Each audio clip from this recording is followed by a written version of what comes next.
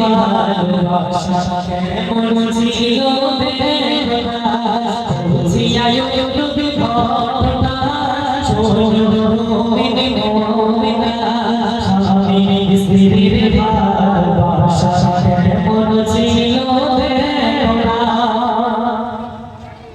বাদশা ছিল আইয়ুব নবী তার ছিল চারি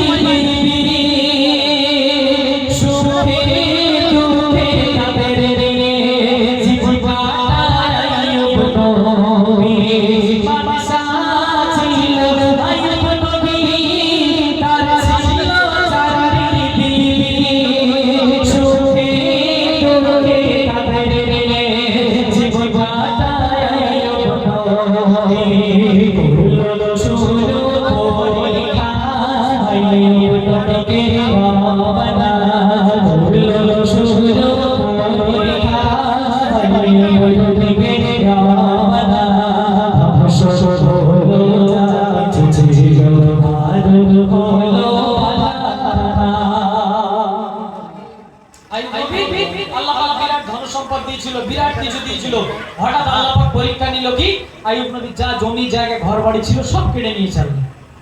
একটা জিনিস মাথায় রাখবেন, যতক্ষণ আপনার শরীর আছে আর আপনার টাকা আছে ততক্ষণ বউ আছে।